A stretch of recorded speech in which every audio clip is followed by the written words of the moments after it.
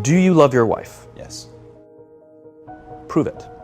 Like, what's the metric? Give me the number that helps me know, right? Because when you met her, you didn't love her, right? Now you love her, right? Tell me the day the love happened.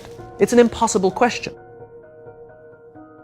She didn't fall in love with you because you remembered her birthday and bought her flowers on Valentine's Day. She fell in love with you because when you woke up in the morning, you said good morning to her before you checked your phone. She fell in love with you because when you went to the fridge to get yourself a drink, you got her one without even asking. She fell in love with you because when you had an amazing day at work and she came home and she had a terrible day at work, you didn't say, yeah, but let me tell you about my day. You sat and listened to her awful day and you didn't say a thing about your amazing day. This is why she fell in love with you. I can't tell you exactly what day, and it was no particular thing you did. It was the accumulation of all of those little things that she woke up one day and as if she pressed a button, she goes, I love him, right? Leadership is exactly the same. There's no event. There's no thing I can tell you you have to do that your people will trust you. It just doesn't work that way. It's an accumulation of lots and lots of little things that anyone by themselves is innocuous and useless.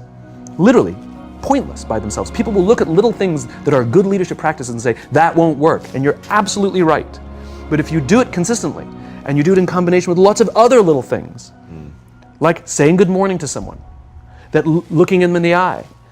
My friend George, who's a 3-star general in the Marine Corps, he says his test for leadership, and I love this, he goes, his test for a good leader is if you ask somebody how their day is going, you actually care about the answer.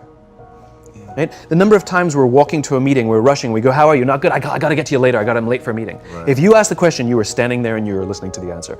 It's those little innocuous things that you do over and over and over and over that people will say, I love my job. Not I like my job. I like my job means, yeah, the challenge is great, they pay me well, I like the people. I love my job means, I don't want to work anywhere else. I don't care how much somebody else is willing to pay me. I'm devoted to the people here, and I care desperately about the people here as if they were my family. In business, we have colleagues and coworkers. In the military, they have brothers and sisters. That's how they think of each other, right? If you really have a strong corporate culture, the people will think of each other like brothers and sisters. It's like a family, right? No, brothers and sisters. Deep love. Fight, but the love doesn't go away. Right? Bicker, the love doesn't go away. And I'll fight with my sister, but if you threaten my sister, you're gonna have to deal with me. Right. Right? We'll fight internally, we'll bicker with each other, but nobody's gonna hurt each other, and if anything from the outside shows up, you're looking at a unified front. Brothers and sisters. Now, how do you create brothers and sisters out of strangers? Common beliefs, common values, parents, in other words, executives who care about their children's success, who care to raise their children, teach them skills, discipline them when necessary, help them build their self-confidence so that they can go on and achieve something more than you could have ever imagined achieving for yourself. The one thing I am comfortable saying that all effective leaders must have is courage, because it is hard.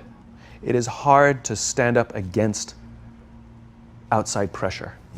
It is hard to stand up to an external constituency who's pushing you to do something for their short-term gain, to do the right thing for your people. It is hard. It is thankless. It is lonely.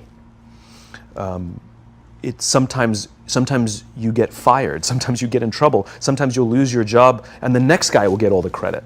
It's all true. And the courage to do the right thing in the face of overwhelming pressure, only the best leaders have that courage. Only the best leaders. And here's the folly. Courage is not some deep internal fortitude. You don't dig down deep and find the courage, right? It just doesn't exist. Courage is external. Our courage comes from the support we feel from others. In other words, when you feel that someone has your back, when you know that the day that you admit you can't do it, someone will be there and say, I got you. You can do this. That's what gives you the courage to do the difficult thing. It's not going off to an ashram by yourself somewhere for 4 weeks and coming back and finding the courage. It's not what happens. It's the relationships that we foster. It's the people around us who love us and care about us and believe in us. And when we have those relationships, we will find the courage to do the right thing. And when you act with courage, that in turn will inspire those in your organization to also act with courage. In other words, it's still an external thing. That's what inspiration is, right? I'm inspired to follow your example. But those relationships that we foster over the course of a lifetime will not only make us into the leaders we need to be and hope we can be, but they'll often save your life. They'll save you from depression, they'll save you from giving up, they'll save you from any matter of negative feelings about your own capabilities, your own future. When someone just says, I love you, and I will follow you no matter what.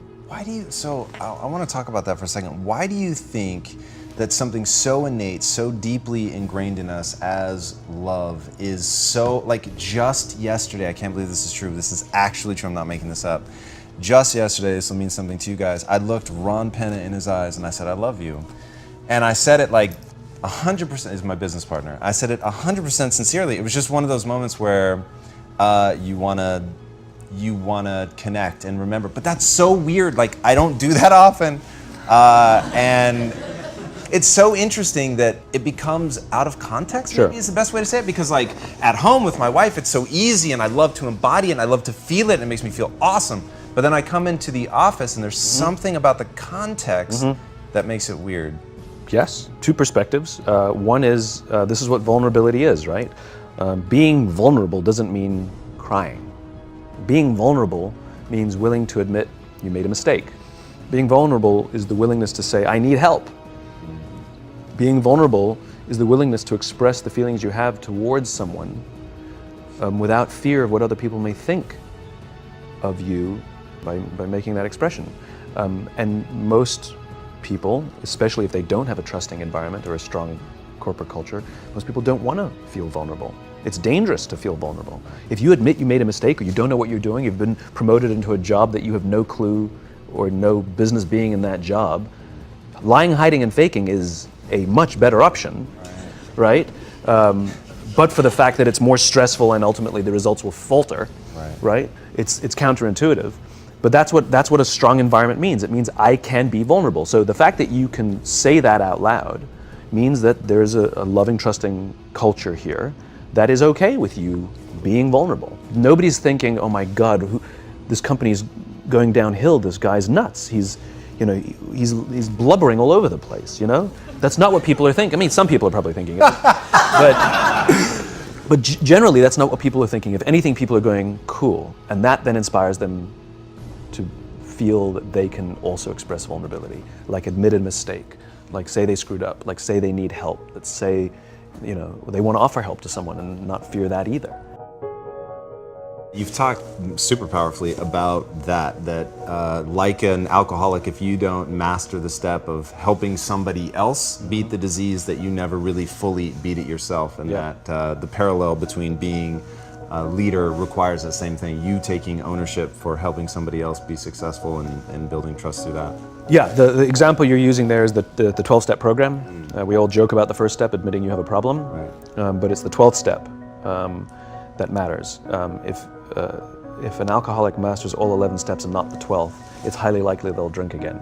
If they master the 12th step, they're much more likely to overcome the disease. The 12th step is the commitment to help another alcoholic. It's service. And this really is the most powerful thing in the world, which is, it's not about us, it's about others. There's an entire section in the bookshop called self-help. There's no section in the bookshop called help others, right? And it's not about how can I lose 10 pounds? How can I find the job that I love? How can I find the love of my life? No. It's not how can I lose 10 pounds, it's how can I help somebody I care about live a healthy lifestyle. It's not how can I find the job that I love, it's how can I help somebody I care about find a lifetime of joy in their work. It's not how can I find true love, it's how can I help my friends settle down and live the life they want to live. And ironically, if we set out to help people solve the problems that we struggle with ourselves, that in turn is what teaches us the solutions. Yeah, that's incredible. And the thing that really is this is so important to me is the human desire for connection is so strong, and we sort of check that at the door when you come into an office, and yet you're giving so much of your time to the office that you've said that, you know, loving your job is a right. It's not a nice to have. Not a privilege. Yeah, I believe that. I believe loving your work is a right and not a privilege. I despise the fact, I lament the fact, I curse the fact that so few people get to say, I love my job, as if they've won some lottery. You know, you go out with your friends and somebody says, I love my job, and everybody goes, oh my God, you're so lucky, right? That to me is madness. Everybody, the vast majority, should get to wake up and say, I love my job. It is a right. It is a God-given right that we should love where we work.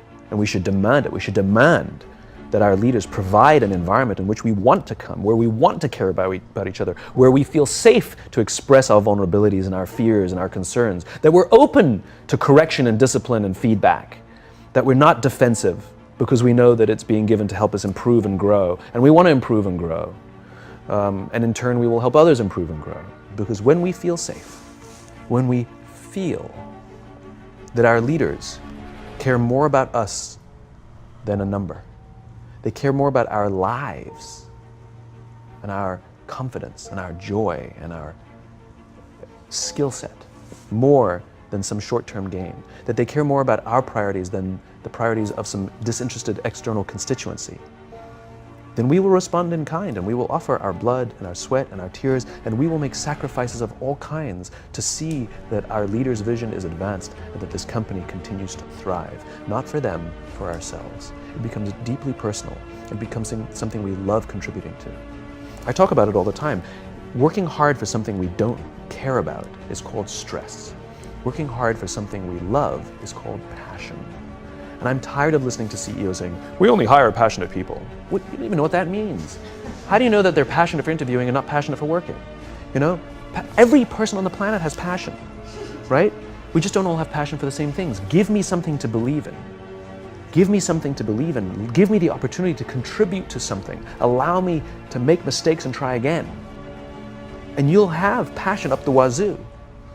But Noah only has passion in one of his jobs. He has stress in the other one of his jobs. Same guy, different leadership.